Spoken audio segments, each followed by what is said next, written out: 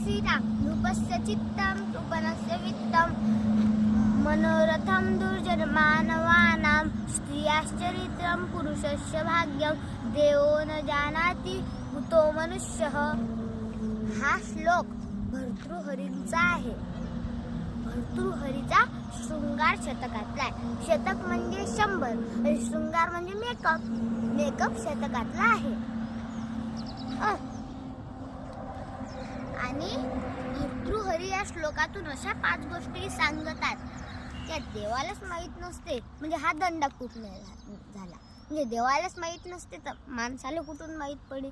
मग तुम्ही म्हणसाल की दंडापूप न्याय म्हणजे दंडापूप न्याय मला माया बाबाने सांगितलं. पण माया बाबा म्हणत की काही सांगू नको बाबा, फुकटचा व्हिडिओ वाढेल असं म्हटलं. म्हणून सॉरी मी काही सांगू नाही शकत. माझ्या बाबाची परमिशनच नाही आहे. त्यानंतर मला व्हिडिओ झाला की मार भेटेल. मग त्या 5 गोष्टी सरळ सांगतो, मग स्पष्टीकरण करतो. राजाचं चित्त कोणाला कळत नाही, कंजूसाचं धन कोणाला कळत नाही, अजून दुर्जनाच्या मनातलं कोणाला कळत नाही, अजून स्त्रियांचं चरित्र कोणाला कळत नाही, आणि पुरुषांचं भाग्य कोणाला कळत नाही. मग पहिलं काय आहे, राजाचं चित्त कोणालाच कळत नाही. जरांगे पाटील ना 8 खेप आंदोलन केले तरी बी सरकार आले, हातावर काकडी आली, ज्यूस पाजली आणि मोडले आंदोलन. ते 8वं आंदोलन आहे की नाही, ते तो रात्री 1 वाजता मोडलं. पण राजाची चित्त कोणाला कळते, रात्री 1 वाजता आले तरी आंदोलन मोडाले. आणि दुसरं आहे कंजूसाचं धन. मग कंजूसाचं उदाहरण द्यायचं झालं तर माया मामा. तुम्ही म्हणता किती मामा काय, माया मामाचा 3रा नंबर आहे मामा बन्यात. मग तुम्ही सांग की कसा. मग मी सांग पहिले 3 नंबर सांगतो, मग मामाची 3 नावं सांगतो. 3 नावं आहेत ना मामा. पहिले कौरव पांडवाले तो शकुनी मामा भेटला होता तो. दुसरा कृष्णाले कंस मामा भेटला होता तो. आणि तिसरा मायाच मामाचा नंबर आहे.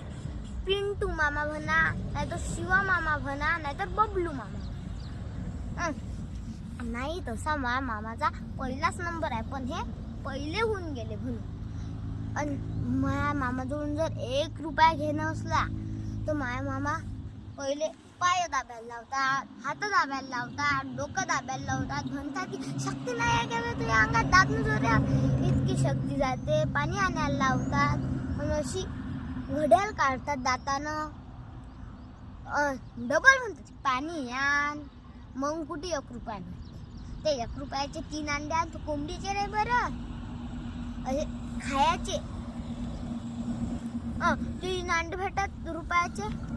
ते बी मामभाऊ खाऊन घेतात. 3 भेटतात तर ते श्लोक खाते 1, स्वराज खाते 1.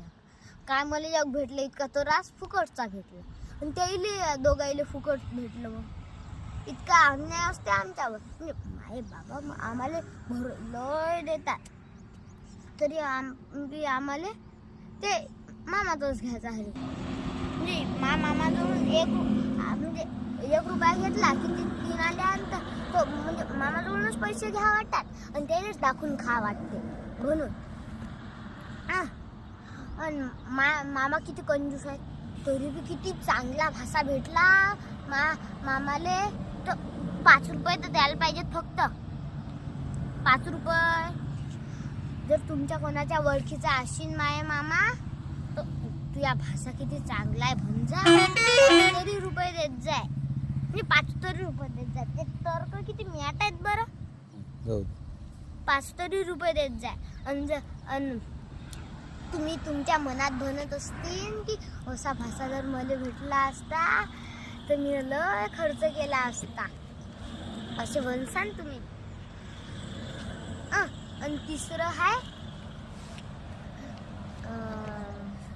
दुर्जनाच्या मनात काय असते. म्हणजे मस्त आपल्या संग माळ घालून चालतील आणि काय उपवासाच्या दिवशी मटण खातील काहीच सांगता नाही. म्हणजे म्हणजे तुम्हाला उदाहरण द्यायचं सांगतो. ते कोणत्या गावात हो बाबा? मांजरसुंबा. हा, मांजर सुंब्यात डायरेक्ट माझ्या